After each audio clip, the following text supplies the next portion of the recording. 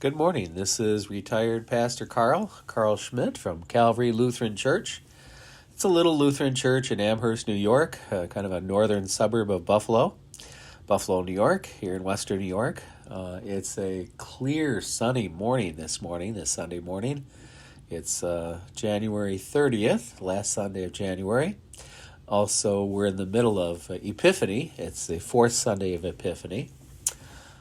It's cold outside. We've had single or low double digits for, maybe a week now. And it's cold. Plain old-fashioned cold. Let's see. We're still deep in the middle of a pandemic, which is why I'm recording this to be put up on YouTube, on the internet. The Omicron variant is the dominant one presently in the United States. About nearly 100% of the cases, just under, are Omicron, which even part of my family has at the moment. It's tough times here. Church is closed to services for a while until we get past this, at least for the next month, February. We've been closed in January, but we're going to close one more month until we get past this winter bit, where we can open the doors and windows and have some fresh air. Well, okay. The text that's appointed for this fourth Sunday of Epiphany is from Matthew, the 8th chapter. And Epiphany is a Greek word that means to reveal, to make known, to pull back the veil, to purposely reveal what was otherwise hidden. And that meaning of that season is that since it follows the whole Christmas cycle, is in the church here, excuse me, is that the Christ, the Messiah, the one appointed of God, his Son, Jesus, to be the Savior of the world, is being recognized. He spent the first, 25 years of his life in being relatively unknown. But at this point, it's time now for him to become known and to show himself as to who he is. In doing so, excuse me, he's a morning person here. Old morning guy. I'm still drinking my coffee. And we're not quite there yet. Kind of like an old chainsaw. You got to pull the cord a few times before you get it really going. Well, there we are. The text appointed is from the Gospel of Matthew, the 8th chapter, verses 23 to 27. It's not a long section of Scripture, but it's like the other text appointed for Epiphany, season of making known, revealing. It recounts one of Jesus' miracles, if you want to call it that, or sign. I'm not really fond of the word miracles because it's a word that doesn't mean much. Even the word sign. Again, I know what a highway sign is, but someone doing something odd, which is what this text is, it doesn't really tell me anything. It just says that something very odd has happened, which is what we have in front of us here. Again, this is Matthew 8, verses 23 through 27. And when he was entered into a ship, now he had been in Capernaum, and when he was entered into a ship, his disciples followed him. And behold, there arose a great tempest in the sea, insomuch that the ship was covered with waves. But he was asleep. And his disciples came to him and awoke him, saying, Lord, save us, we perish. And he said unto them, Why are you so fearful, O you of little faith? Then he arose and rebuked the winds and the sea, and there was a great calm. But the men marveled, saying, What manner of man is this, that even the winds and the sea obey him? Here ends that portion of the gospel text from Matthew, the Gospel of Matthew, chapter 8, verses 23 through 27. Now, again, I said this is just an odd thing. Odd. Yeah, I would say odd. Strange, weird. Any of those words fit. People like to talk about miracles and miraculous things. I'm not fond of that. Or that it's a sign. Again, not fond of that. Because these things don't tell you anything. It doesn't explain what the gospel is. It doesn't even describe the gospel. It's simply saying that something strange is happening here. And truly, the text is describing something strange. The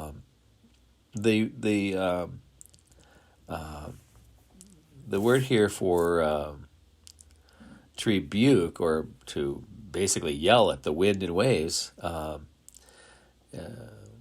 is from the Greek epitomao. Epitomao is the root here of this word that Jesus is described in the Gospel of Matthew as using. It's not what he said. It's sort of how he said it. Epitomao is to play value is tomao is a value. Epi is concerning. So it's concerning the value of something. In this case, it means to reprove or rebuke someone. It's kind of like a judgment against you. The Greek, there's a word for that too, kata krine. Krine is judgment, kata is against. But here it's epitomao. It's more of saying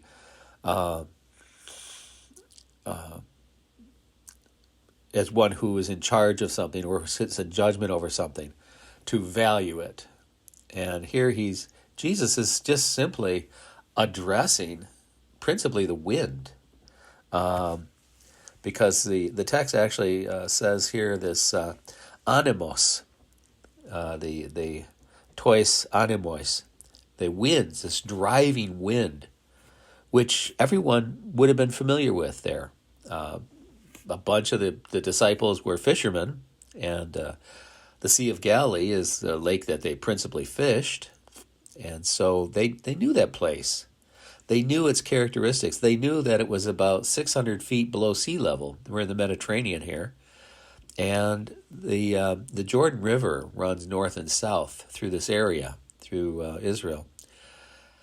And it drops from the plains in the northern Israel into a valley setting that descends about 600 feet to Capernaum at the northern end of the Sea of Galilee. And then by the time you get to the Dead Sea, much further south, it drops another 600 feet. So there you're approximately 1,200 feet below sea level, which is really below sea level. I mean, that's deep. It's an area that's drying out these days. They have a lot of sinkhole problems there in the present time. But in Jesus' day, the Sea of Galilee was littered at the bottom with Egyptian ships and Roman ships and Greek ships and Hebrew fishing boats. And we know that because archaeology today, underwater archaeology, the divers find that sort of thing littered across the bottom of the Sea of Galilee. And it's not much of a sea. It's not even a really big lake, really. I live here in western New York, and I grew up in Detroit, so I grew up around the Great Lakes. And the Great Lakes, now that's a lot of water. You can't even see across some of those things. I mean, they're big. I mean, and we have ocean-going vessels on the Great Lakes, and even some of them get broken up. Edmund Fitzgerald being one of the most famous, that simply snapped in half because of the immensity of the waves in the Great Lakes. Well, now the Sea of Galilee has some of the same sort of thing, because as it goes down this valley, descends, occasionally these winds arise, whipping down the valley there. In the Greek there, it's tois animois, the animos. We get the word to be animated in our English language from this animos. To animate something is to bring it alive, to give it motion. And the Greek word here means a driving wind, which all those fishermen, Jesus' disciples, that were fishermen, knew this wind personally because their little boats had been tossed around like twigs on the Sea of Galilee, and that's why so many boats had sunk. And well, the conditions were bad, and so they came to Jesus, who was napping in the boat. He was tired, and except that the boat was in danger of sinking. Besides, these boats are not like big steel fishing boats like we have today. These boats were just pretty, maybe 20, 27 feet long. Some of the ones that have been uncovered from the muck in the Sea of Galilee presently are in that range. They're not giant. So between 20 and 30 feet, maybe about 10 feet wide, 8 feet to 10 feet wide. They're shallow draught. I think that's the word for the boat's depth. And so they're not. There's a picture online of a Galilean boat that was found in Israel there from the Sea of Galilee that had been preserved in the mud to the present. Well, the disciples came to him and said, "Wake up." Now, see, the funny bit about this whole thing is that the only reason there was wind and waves to begin with was that Jesus had caused them. The only reason they were in the boat because he had decided to get in the boat and leave that area near Capernaum. And so this whole thing was set up entirely by Jesus. Of course he's not concerned. Of course he's napping. Why wouldn't he? Everything going on is in his control. And so he gets up and epitomao. He rebukes, or he simply tells this animos, this wild whipping wind, to stop. and suddenly the sea becomes flat. This strange way it puts it. In Greek, when you talk about the tranquility of the water, when water is incredibly tranquil, you call it the galanein, and the galanein was megale. It was an incredible stillness, and that the wind stopped and the waves stopped, and the boat was just sitting there, and there wasn't a ripple on the water. When I was a kid, we went camping occasionally, and this was back in the day before you had real conveniences. You had a little Coleman stove and one of those old, I think it was probably formerly an army tent that held about four, the center pole, and it was one where the old canvas one where the rain would come through. It was awfully uncomfortable. I really did not like camping. I mean, being a kid from Detroit. Anyways, I remember one thing. I didn't remember much about it, but there was one thing that struck me as a kid. I got up super early one morning because you're laying on a canvas floor on top of sticks and whatever. It's not comfortable. And so I got up early, and we're near the little lake there. And it was something weird that caught my eye. I'm not fond of the outdoors, again, being from Detroit, but what struck me was that this little lake that we were near was flat. I mean, I remember there was like a mist coming off the lake. It was so early, it was just the beginning of sunrise. Even the bugs weren't up, because I remember the place was just buggy. Bugs of every kind, and I'm not a fan of bugs either. But even the bugs were still sleeping. And there wasn't a single ripple. No fish jumping. The fish must have still been sleeping. The whole lake was without a single ripple. I've never seen that before. I grew up on the shores of Lake St. Clair, of the Great Lakes, and a place called St. Clair Shores, just north of Detroit, on the edge of the northern suburb of Detroit. And that lake was never flat, never. It was always agitated, and the wind around there always blew. It was just, I used to ride my bike along on Jefferson Avenue, and it was just always like that. And when storms came, sometimes I get caught in the storms along the edge of the lake there, and when I'm bike riding, and you'd have to seek shelter. I saw shelter. I mean, the lightning would slam down, and the thunder was just enormous sounding, and the wind got ferocious. And it would really, sometimes you couldn't plan on it. We didn't have internet like we do now, so you really didn't plan on it. And so I could only imagine what on a small lake and a little boat, and I'm not a boater, so I don't know, but that must have been a rather frightening mess that Jesus constructed out there. And then he's, again, after constructing this environment, getting them on the lake in that storm that he caused, and then to simply address the wind and waves and tell them to stop. Well, the idea here is that it's a setup. He caused it, he set it up, and he ended it. And then people go around calling this a miracle. Okay, well, miraculous, if you're in charge of the whole thing anyways, it's hard to call that miraculous, isn't it? You cause it, you fix it. Okay, why?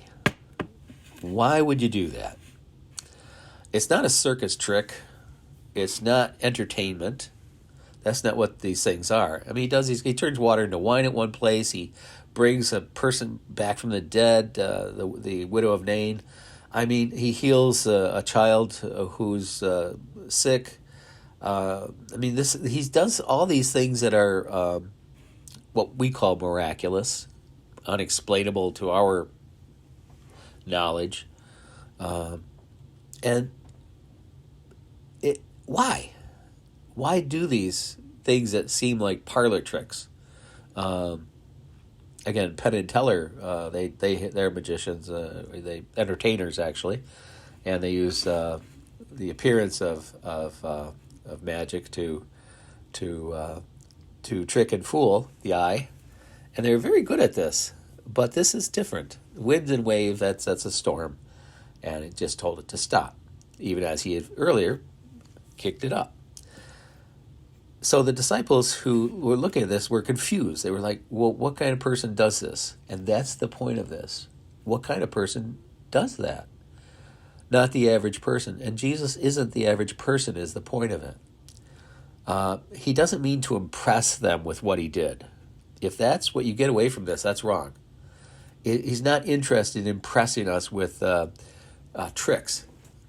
That's not the point of it at all. In fact, after the Jews were in Egypt and the necromancers and magicians of Pharaoh had done all those things, and Moses and his brother had outdone them, even though many famous magicians, Houdini, were Jewish, they were always very skeptical of this sort of thing because of what the magicians of Egypt could do or appeared to do. And so as far as being a sign of something divine, that was always a skeptical moment. And rightfully so, because parlor tricks don't really tell us anything other than something weird is happening. So why does Jesus do this? It is to have us ask, what kind of man is this? That's the point of this. And the answer to that question is, he's a interesting man, because he is man. He eats, he goes to the bathroom, he walks on his feet, he picks fruit off of trees. There were fig trees and there were other kind of trees in the area, and we know they picked fruit because he did not like the one tree that was bearing no fruit, and that was disappointing, so he spoke to the tree even. So we know that he simply a man. He slept and ate and talked and just a man. On the other hand, not just, because he does these sorts of things. And so he's also someone else, because neither you nor I can talk to the wind and the waves and have them either kick up or, as in the Greek word animos, to become animated or agitated, violently wild. No, we can't do that. Neither can we have them to be suddenly glenane, instantly tranquil.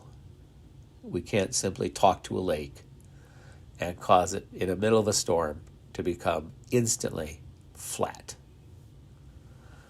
But Jesus did this. Why? Because of who he is. He is not only a man, but he's someone else. And who is that? Well, we call it God, but does that tell me anything? No. As I point out frequently, the word God is just the word dog spelled backwards. I know what a dog is. I don't know what a God is.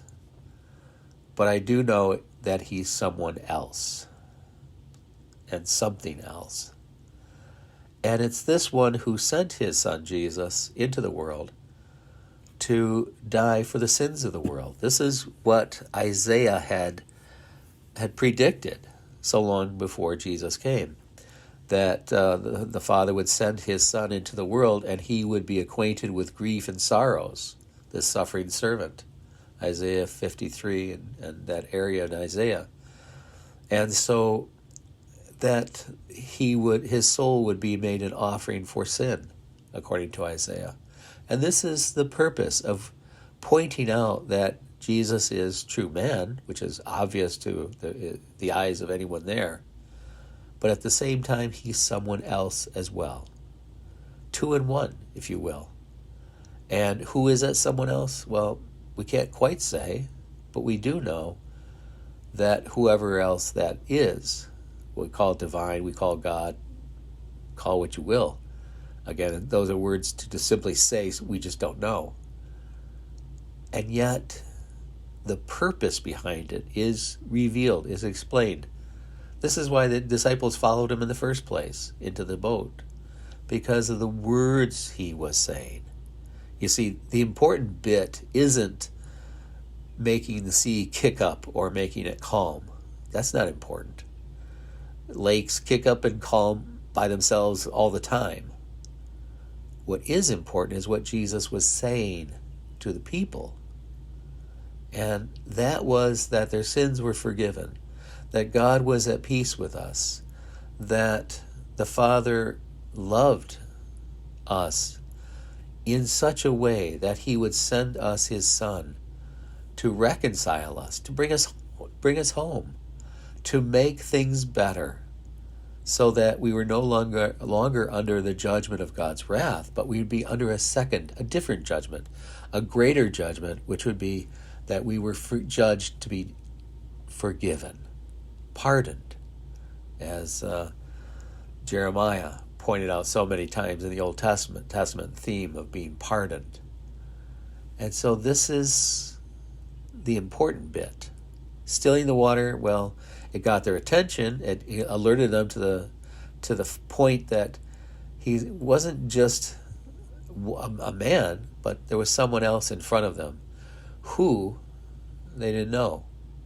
You see, among the Jews, to stand in the presence of this being, this person called God, was certain death.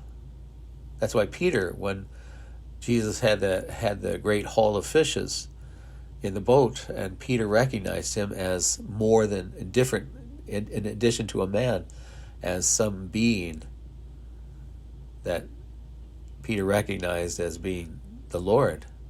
Peter dropped to his knees and begged for his life, because he knew to be in the presence of God was death. But Jesus told him, don't be afraid. And Jesus, the word Jesus used, me phobete, he spoke that word a lot. Don't be afraid. Because people would be afraid of him. Who wouldn't? Even his disciples were all weirded out by what he did. But again, he didn't mean to intimidate. He didn't mean to frighten.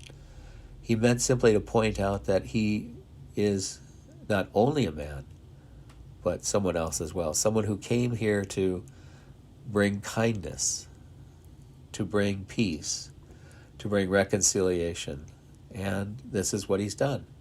This is the idea of the gospel message. Gospel just means good news. It's from oiangelizomai in Greek.